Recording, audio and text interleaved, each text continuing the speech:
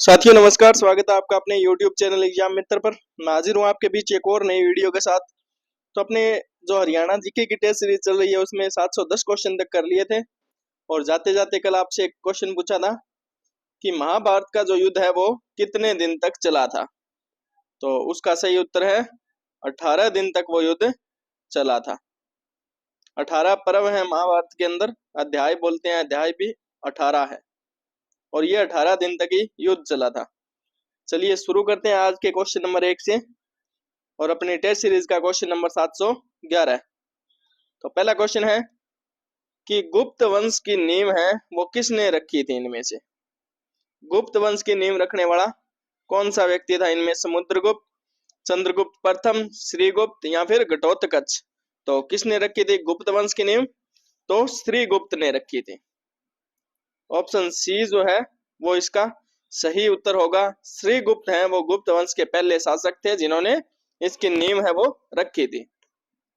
चलिए तथ्य देख लेते हैं अपने थोड़े कि श्रीगुप्त है वो गुप्त वंश के संस्थापक थे और तीसरी शताब्दी के अंत में उन्होंने शासन है वो शुरू किया था। उनका साम्राज्य छोटा था परंतु उन्होंने एक परंपरा की शुरुआत कर दी थी। उसके बाद उनके पुत्र हैं घटोत्कच जिन्होंने शासन किया और गुप्त वंश आगे चलकर स्वर्ण युग का निर्माण भी करता है। स्वर्णिम काल रहा है गुप्त वंश का।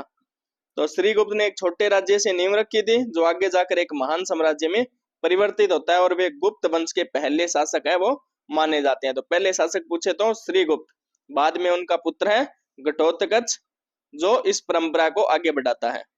चलिए अगला क्वेश्चन अपने देख लेते हैं। गुप्त वंश की राजभाषा है वो कौन सी थी इनमें से? गुप्त वंश की जो राज्य था उनकी राजभाषा क्या थी? पाली, प्राकृत, हिंदी या फिर संस्कृत। तो कौन सी भाषा तब बोली जाती थी राजभाषा के रूप में? तो संस्कृत थी। गुप्त वंश की जो राजभाषा थी वो संस्कृत थी। चलिए इसके भी तथ्य देख लेते हैं हमने कि गुप्त काल में संस्कृत को राजकीय भाषा है वो घोषित किया गया। जितने भी शिलालेख आपको मिलेंगे, ताम्रपत्र मिलेंगे, वो लगभग क्या है संस्कृत भाषा जो है उसमें लिखे जाते थे। कालिदास, बाणभट्ट जैसे कवि हैं वो संस्कृत के महान लेखक भी हुए हैं। संस्कृत ने इस काल में साहित्यिक विकास की ऊंचाइयों को छुआ और गुप्त काल को संस्कृत साहित्य का स्वर्ण युग माना जाता है। ये क्वेश्चन आ सकता है एग्जाम के अंदर कि संस्कृत साहित्य का स्वर्ण युग है वो कौन से काल में रहा? तो वो गुप्त काल के अंदर। तो संस्कृत भाषा ने गुप्त काल में शासकीय रूप में भी और सांस्कृतिक रूप से भी एक अपनी अलग पहचान बनाई जिससे साहित्य और विज्ञान दोनों क्षेत्रों के अंदर उपलब्धियां हैं वो हासिल हुई थी। अगला क्वेश्चन देखते हैं कि गुप्त वंश के सामंत थे। इनमें से गुप्त जो है वो किस वंश के सामंत रहे थे? तो सातवाहन, शुंग, कुषाण या फिर मौर्य। तो किन के सामंत थे गुप्त थे वो? तो वो कुषाणों के सामंत थे, कुषाण। ऑप्शन सी इसका सही उत्तर होगा, कुषाणों के सामंत थे गुप्त।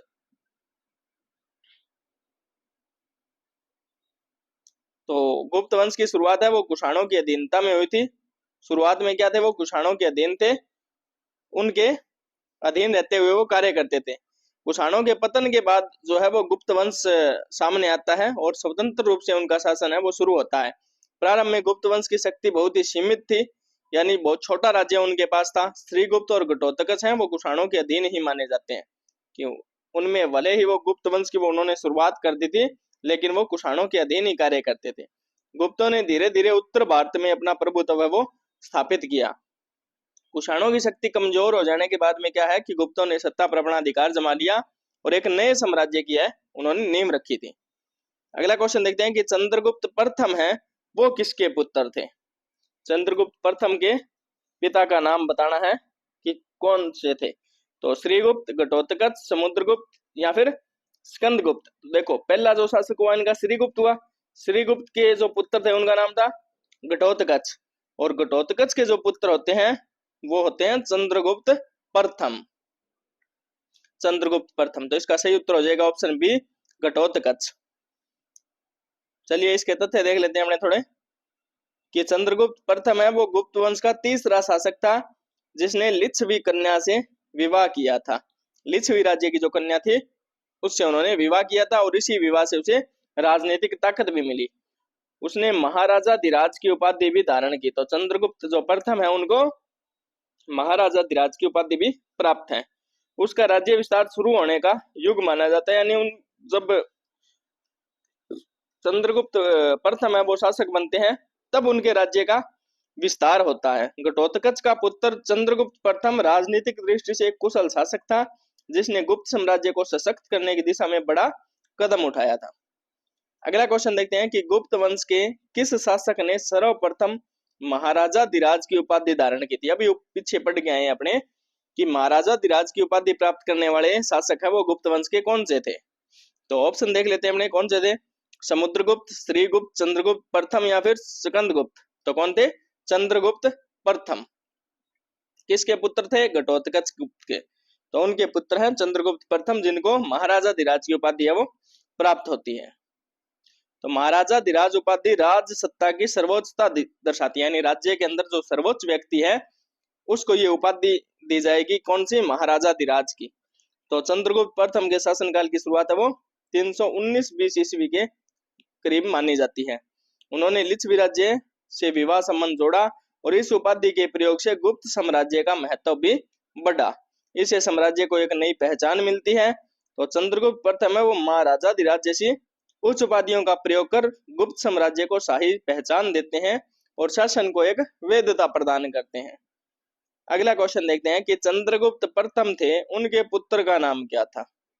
तो देखिए, गुप्त वंश में सबसे पहले श्रीगुप्त, उनके पुत्र घटोत्कच, उनके पुत्र चंद्रगुप्त प्रथम। अब उनके पुत्र का नाम पूछा है कि चंद्रगुप्त प्रथम के पुत्र का नाम क्या था। स्कंदगुप्त, समुद्रगुप्त, घटोत्कच या फिर चंद्रगुप्त द्वितीय। तो क्या नाम थे उनके पुत्र का? समुद्रगुप्त। चंद्रगुप्त प्रथम के पुत्र का नाम था समुद्रगुप्त। तो ऑप्शन बी इसका सही उत्तर होगा। तो समुद्रगुप्त है वो चंद्रगुप्त प्रथम और कुमार देवी के पुत्र थे। उन्हें गुप्त साम्राज्य का सबसे प्रतापी सम्राट माना जाता है। तो पूछा जा सकता है कि गुप्त साम्राज्य का सबसे प्रतापी सम्राट किसे माना जाता है, तो वो समुद्रगुप्त को माना जाता है। प्रयाग प्रशस्ति में उनके अभियानों का वर्णन है। उन्होंने जो युद्ध लड़े, उनके जो अभियान रहे, उनका जिक्र है किसके अंदर? प्रयाग प्रशस्ति के अंदर। वे कवि, संगीतज्ञ और योद्धा भी थे। देखो, तीनों उनके अंदर गुण थे, कवि भी थे, संगीतज्ञ भी थे और योद्धा भी थे वो। तो समुद्रगुप्त के काल को विस्तार और समृद्धि का युग माना जाता है। उन्होंने गुप्त साम्राज्य को अखिल भारतीय साम्राज्य के अंदर बदल दिया था। अगला क्वेश्चन देखते हैं अपने कि गुप्त शासक किसके उपासक थे। तो इनमें से किसकी उपासना करते थे गुप्त शासक, ये पूछा है। शिव, विष्णु, बुद्ध या फिर इंद्र। तो किसकी उपासना करते थे वे? विष्णु की। ऑप्शन 20 का सही उत्तर होगा, विष्णु की उपासना करते थे गुप्त शासक जो थे वे। तो गुप्त शासक है वो वैष्णव धर्म को अपनाते थे। उन्होंने भगवान विष्णु को मुख्य देवता के रूप में पूजा था। उनके सिक्कों और अभिलेख है उनमें विष्णु के प्रतीक मिलते हैं। देखिए, पहले क्या था, जितनी भी चीजें आपको मिलेगी, चाहे वो जैसे अपने कल पीछे पढ़ के आए थे देवी और मृग के चित्र थे, तो उनके भी किस पे मिले थे? सिक्के और अभिलेखों पे। तो वैसे ये उपासक थे किसके?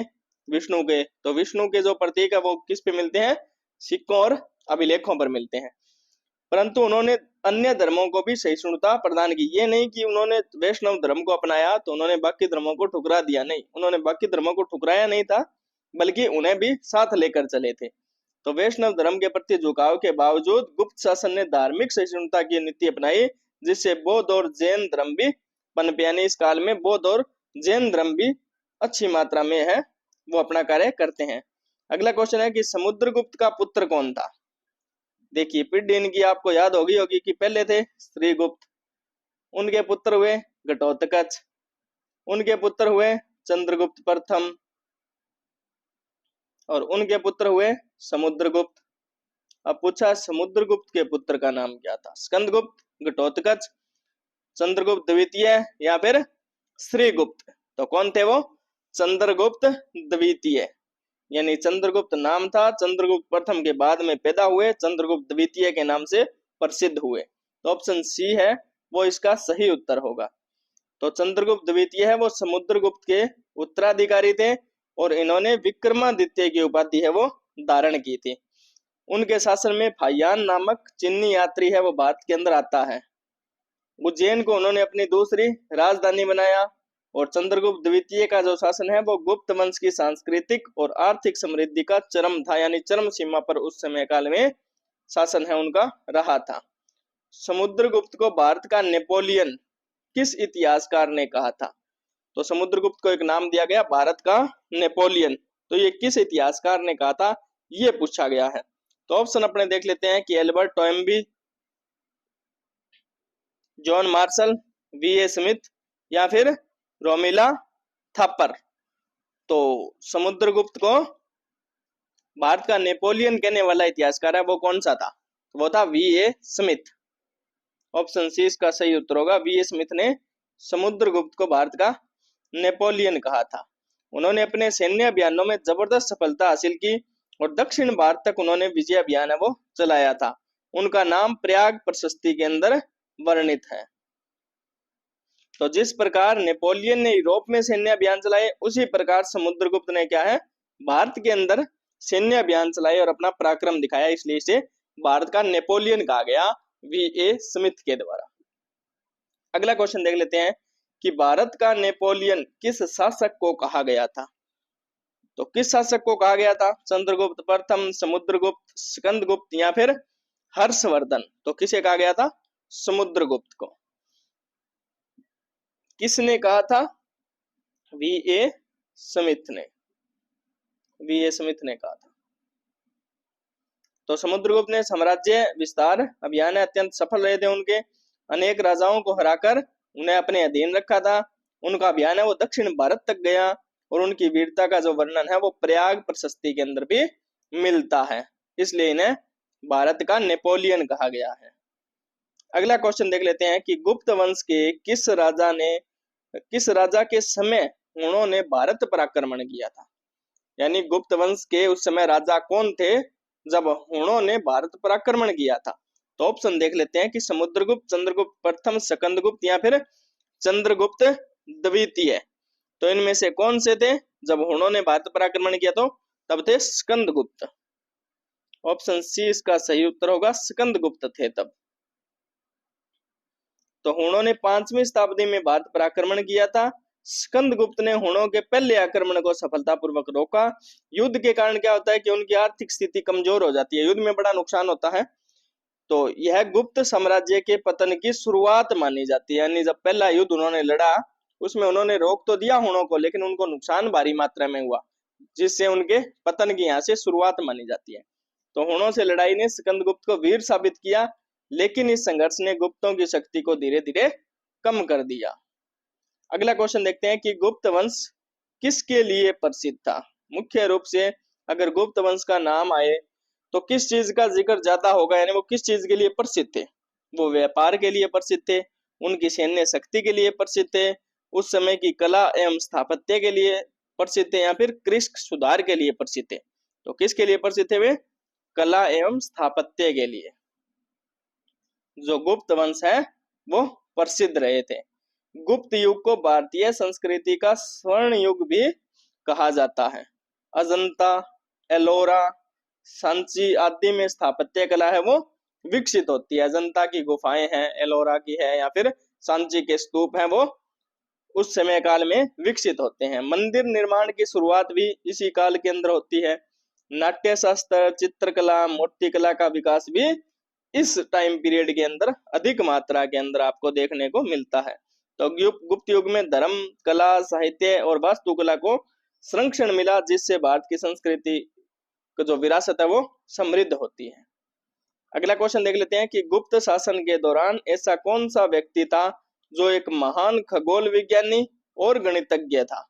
तो कौन था ऐसा महान व्यक्ति जो खगोल विज्ञानी भी था और गणितज्ञ भी था? वराहमिहिर, आर्यभट्ट, भास्कराचार्य या फिर नागार्जुन? तो कौन था इनमें से? तो वो थे आर्यभट्ट।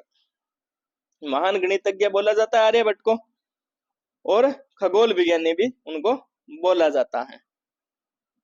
तो आर्यभट्ट ने आर्यभट्टीय ग्रंथ की रचना की थी और उन्होंने पाई का सटीक मान दिया था।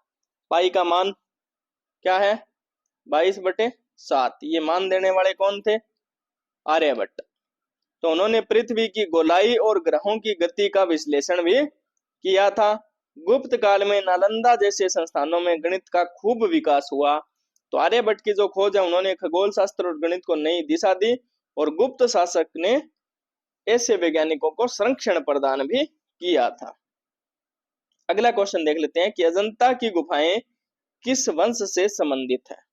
तो किस वंश से संबंधित है? अजंता के ऊपर पड़ गए हैं, अजंता की हो, एलोरा की हो, या फिर सांची के स्तूप हो, तो वो किस वंश से संबंधित है? मौर्य, गुप्त, सातवाहन या फिर चोल।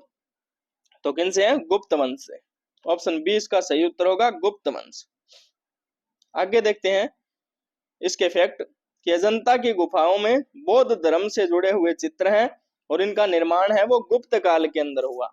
गुफा संख्या जो है 16, 17 और 19, ये याद रखनी है। ये तीनों जो गुफाएं हैं ये महत्वपूर्ण है। गुफा संख्या 16, 17 और 19।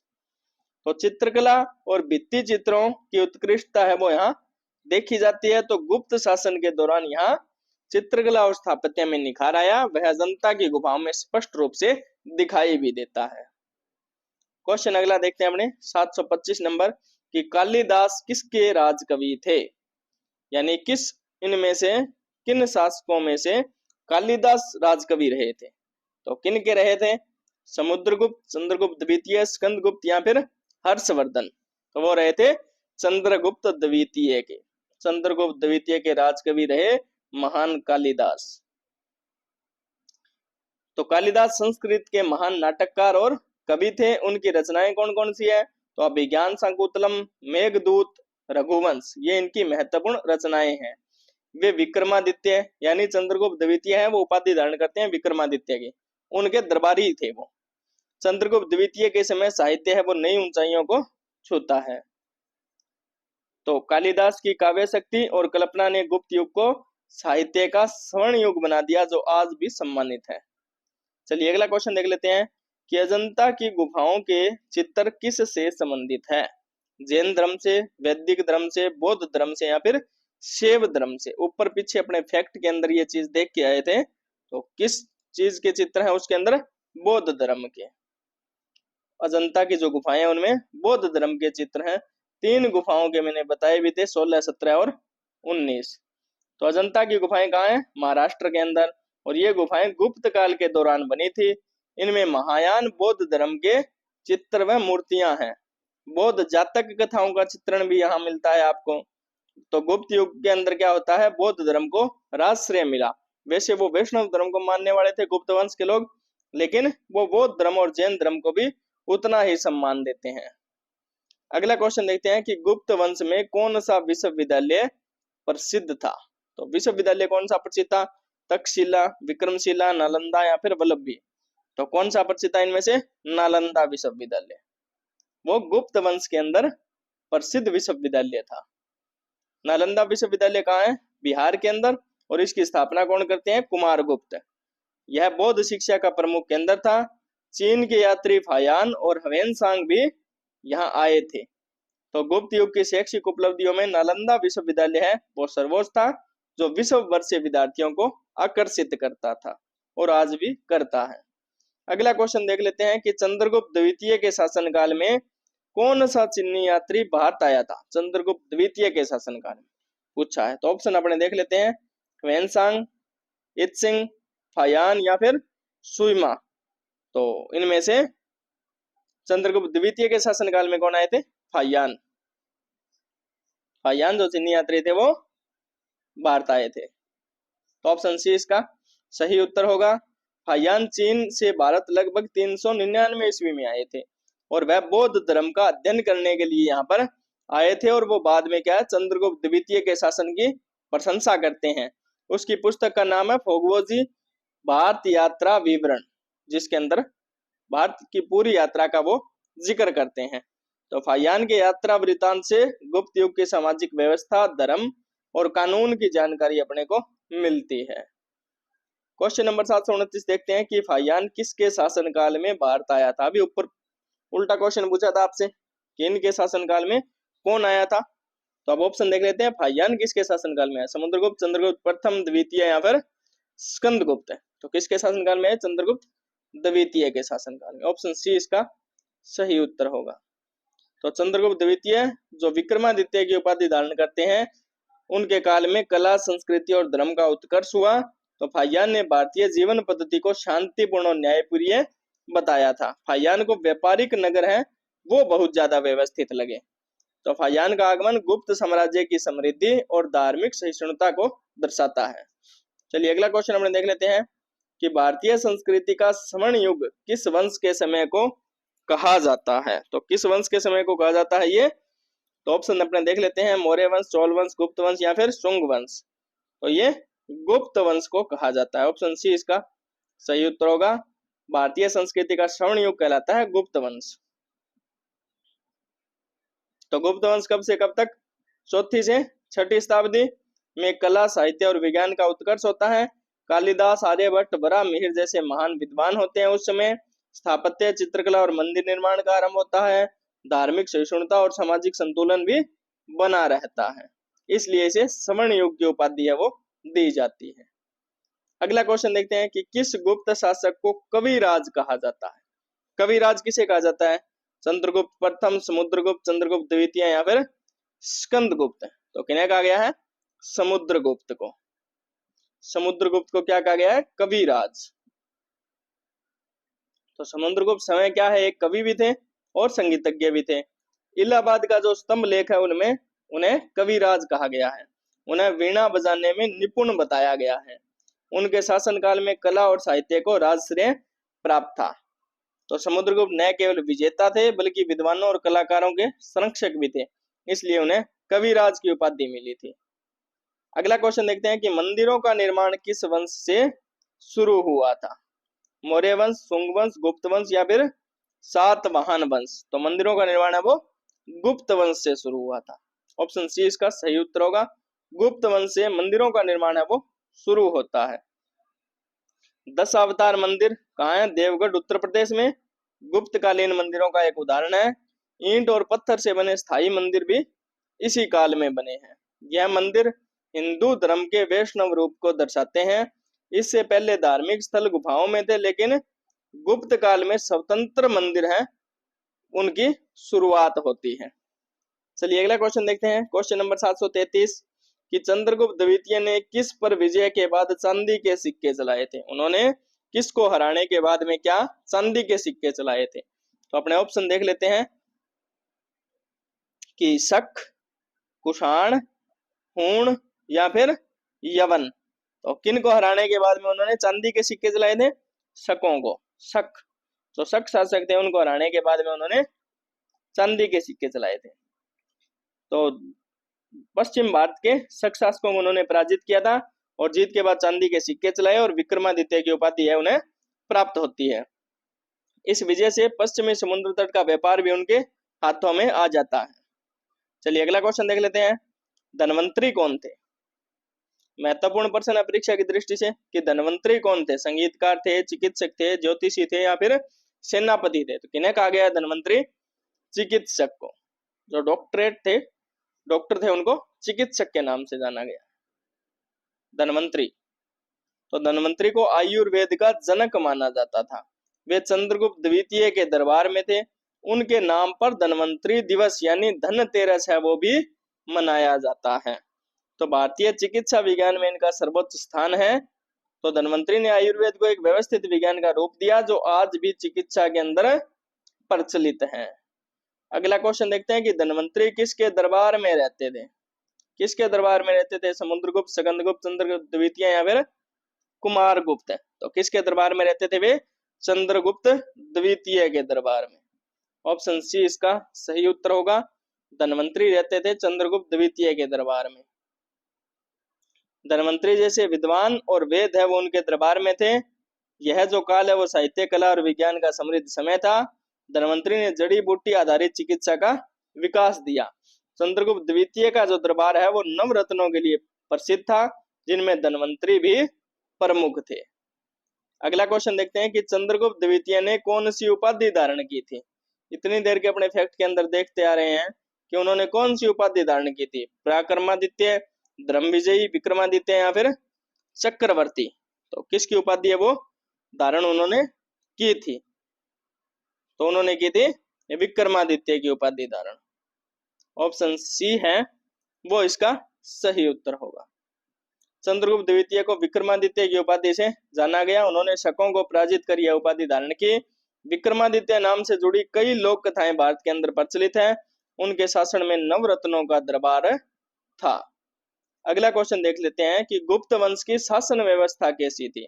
लोकतंत्रात्मक थी, गणराज्य थी, राजतंत्रात्मक थी या फिर सामूहिक थी। तो कैसी थी वो उनकी शासन व्यवस्था? राजतंत्रात्मक, यानी राजा होता था, फिर बाद में उसका जो ज्येष्ठ पुत्र है वो उत्तराधिकारी होता है उसका। तो राजतंत्रात्मक उस समय की व्यवस्था थी। गुप्त शासन में राजा सर्वोच्च होता था, उत्तराधिकारी वंशानुगत था, केंद्रीय प्रशासन के अंतर्गत प्रांतों को भी शासित किया जाता था। धर्म और राजा का जो संबंध है वो मजबूत संबंध था। तो गुप्त काल का शासन मजबूत राजतंत्र पर आधारित था, जिसमें राजा की सर्वोच्चता थी, राजा ही सर्वोच्च होता था।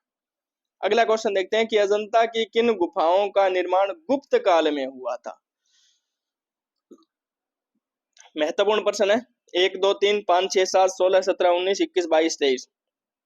तो 16, 17 और 19 जो गुफाएं हैं अजंता की, उनका निर्माण गुप्त काल के अंदर हुआ था। तो इन गुफाओं के अंदर क्या है? बौद्ध चित्रकला और मूर्तिकला देखने को मिलती है।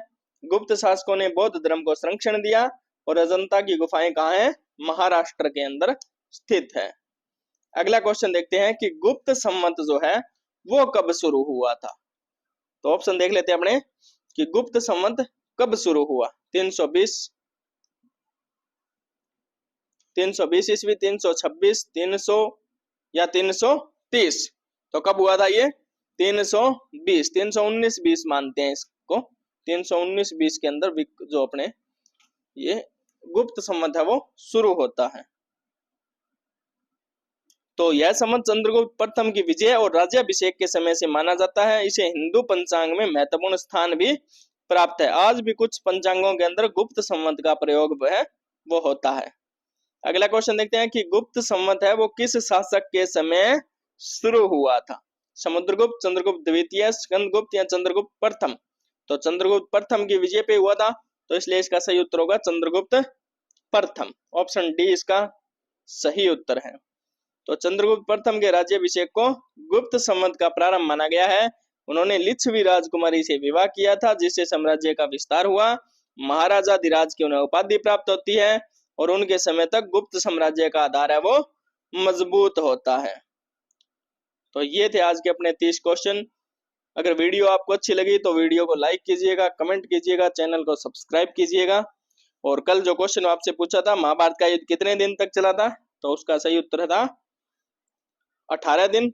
और आज के लिए जो क्वेश्चन है वो है कि अंबाला को रेलवे लाइन से कब जोड़ा गया। आपको बताना है कि अंबाला जो है उसको रेलवे लाइन से कब जोड़ा गया। कमेंट बॉक्स के अंदर आप इसका उत्तर दीजिएगा। कल मिलते हैं एक और नई वीडियो के साथ। तब तक के लिए जय हिंद, जय भारत।